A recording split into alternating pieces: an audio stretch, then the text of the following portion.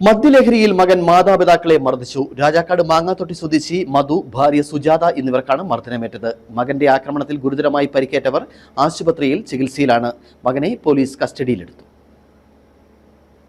രാജാക്കാട് സമീപം മദ്യപിച്ച് വീട്ടിലെത്തിയ മകൻ പിതാവിനെയും മാതാവിനെയും വിറകുകമ്പ് ഉപയോഗിച്ച് അടിച്ചു പരിക്കേൽപ്പിച്ചതായി പരാതി.